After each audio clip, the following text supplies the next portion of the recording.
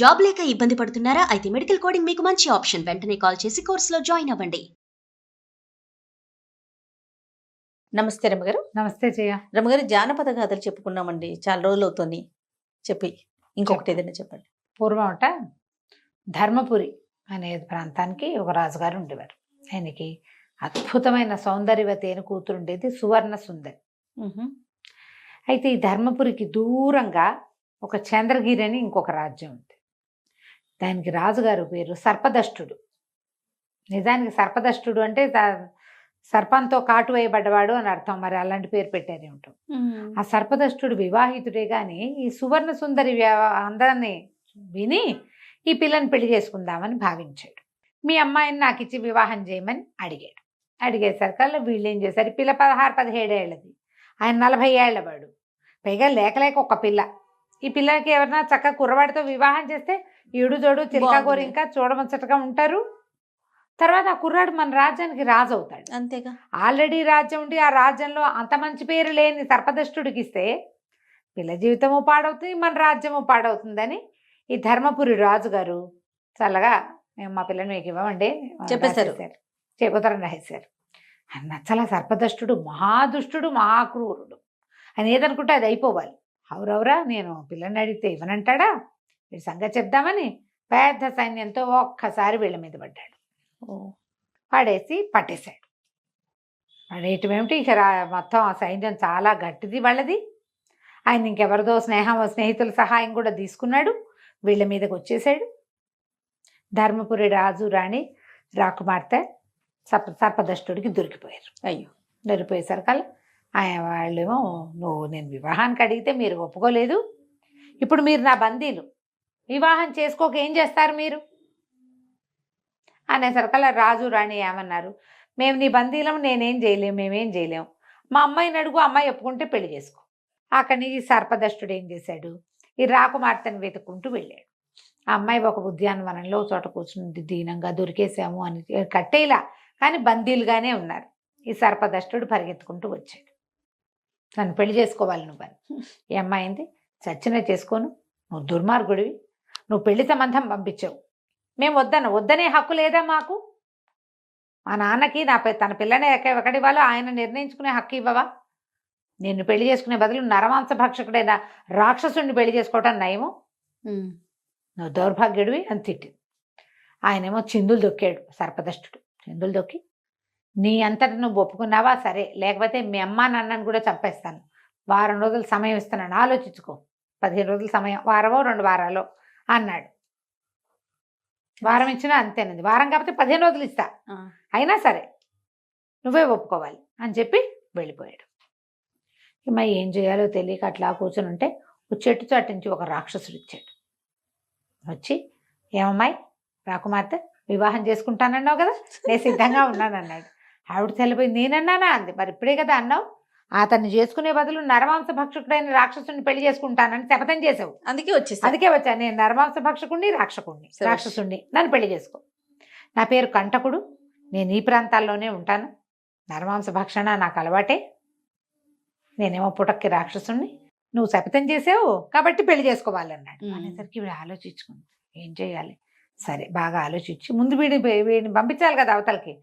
సరే వివాహం చేసుకోవడానికి 3 షరతులు ఉన్నాయి, చేస్తామని. ఏ షరతు అయినా చేస్తాను, నీకేం కావాలో చెప్పు, పెళ్లి మాత్రం చేసుకో, నువ్వు చెప్పావు కదా అన్నాడు. సరే ఈవిడ బాగా ఆలోచించి, మా రాజ్యంలో ఒక జీవనది ప్రవహిస్తుంది, ఆ జీవనదికి పైన ఎక్కడో అది వచ్చే చోట ఒక అడ్డంకి ఉంది, ఆ అడ్డంకి వల్ల నీరు సన్నబడిపోతుంది అప్పుడప్పుడు, ఆ అడ్డంకి తొలగించు ఒకటి. ఇది క్షణంలో చేస్తానన్నాడు. రెండోది, నువ్వు నరమాంస భక్షణ మానేయాలి. మూడోది, నువ్వు హింస మానేయాలి. ఈ 3 చేసి కనపడింది. 15 రోజుల సమయం. ఈ అమ్మాయికి అతని దగ్గర నుంచి 15 రోజుల సమయం దొరికింది. ఆ 15 రోజులు పెట్టింది.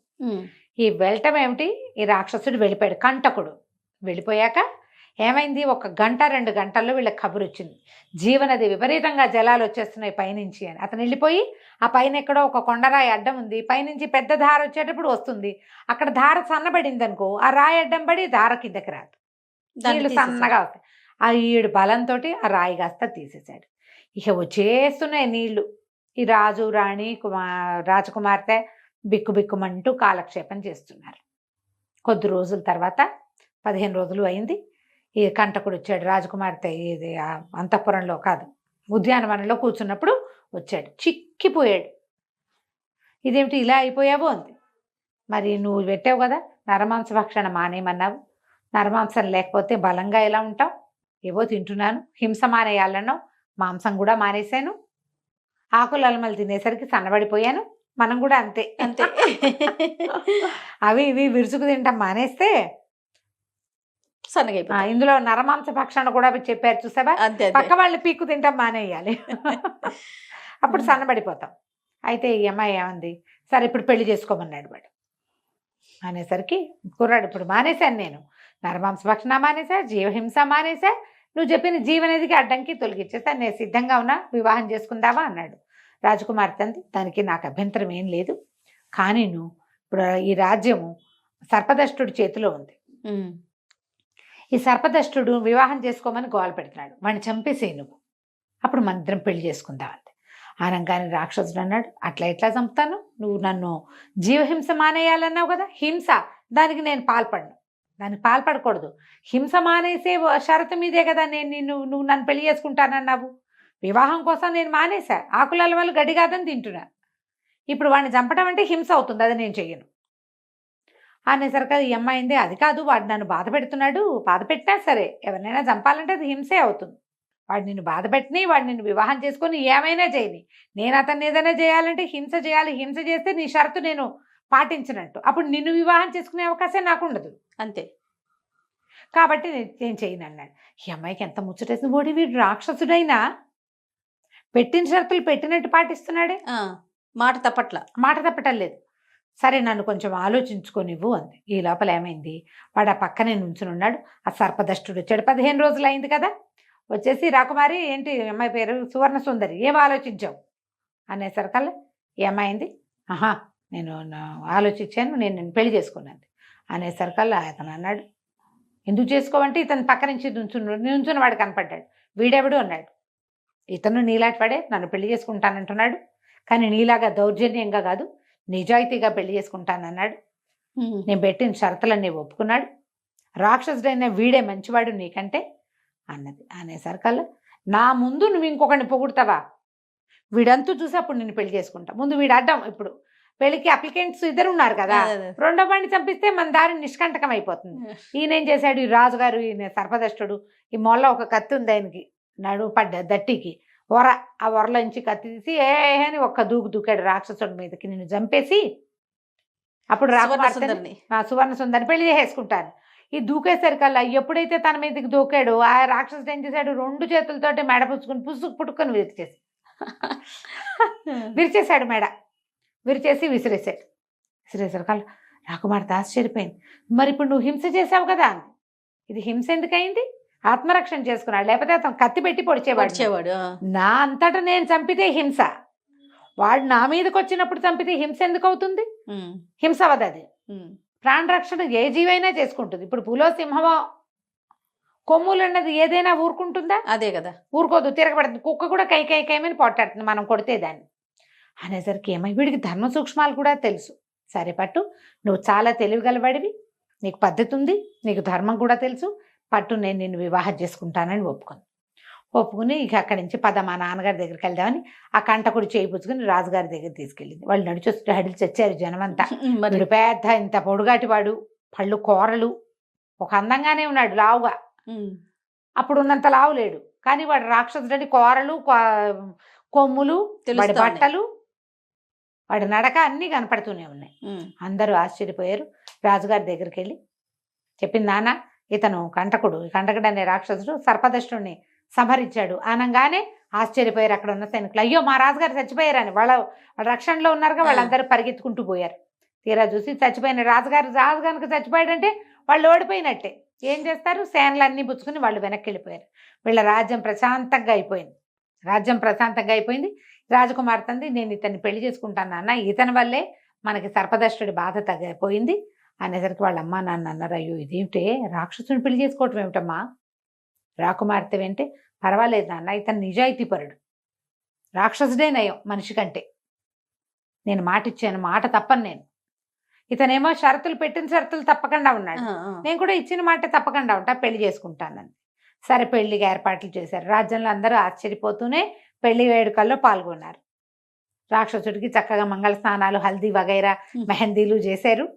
వివాహం అయ్యింది. వివాహం పెట్ల మీద కూర్చున్నారు.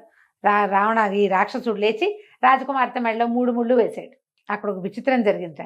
రాక్షసుడు మాయమైపోయి వాడి ప్లేస్లో ఒక పెద్ద అందంగా ఉన్న కుర్రవాడు ఒకడు తయారయ్యాడు, వచ్చాడు. ఆశ్చర్యపోయారు అందరూ. రాకుమార్తె మరీ ఆశ్చర్యపోయింది. ఇదేమిటి నువ్వంటే, నేను మాళవ దేశపు రాజకుమారుణ్ణి, నా పేరేదో సింహదమనుడు. ఈవిడ సువర్ణ సుందరి, ఆవిడ సింహదమనుడు. నేను ఒకసారి అడవికి వేటకి వెళ్ళినప్పుడు అక్కడ ఒక దేవకామిని అనే ఒక గంధర్వకాంత కనపడింది. ఆమె నన్ను మోహించి నన్ను పెళ్లి చేసుకోమని తన దేశానికి రాజ్యానికి రమ్మని గంధర్వలోకానికి బాగా బతిమలాడింది. నేను మనిషిని, నేను అట్లా వేరే దేవయోనులు వివాహం చేసుకోము, అది వివాహం చెల్లదు అని నేను పదే పదే చెప్పాను. ఆమె ఒప్పుకోలేదు. నా తండ్రికి నేను ఒక్కడే కుమారుణ్ణి, నేను నిన్ను వీళ్ళని వదిలిపెట్టి పైకొచ్చేస్తే మా రాజ్యం ఇదైపోతుందని ఎంత బతిమలాడిన ఆవిడ ఒప్పుకోలే. ఆవిడ కోపం వచ్చి రాక్షసుడి వైపు అని శపించింది. కానీ తర్వాతే ఆమెకి నేను నచ్చాను కదా, ఆ ప్రేమతోటి ఆవిడ ఏమందంటే, ఎవరైనా రాకుమార్తె సంతోషంగా ఇష్టపడి నిన్ను పెళ్లి చేసుకుంటే నీకు మామూలు రూపం వస్తుందండి. బాగుంది. అందుకనే నేను ఏమంది నరరూప రాక్షసుని పెళ్లి చేసుకుంటా అంది కదా, నరమాంస భక్షకుణ్ణి. అందుకే వచ్చాను, నువ్వు పెళ్లి చేసుకుంటే నా రూపం మారుతుందని. నువ్వు పెళ్లి చేసుకున్నావు కాబట్టి నా రూపం మారిందని చెప్పాడు. హాయిగా మాళవ రాజకుమారుడు ఇక్కడ కూడా రాజ్యం చేస్తూ సంతోషంగా ఉన్నారు. కథ కంచికి మనం ఇంటికి. రైట్ రమ్ గారు, నమస్తే. నమస్తే.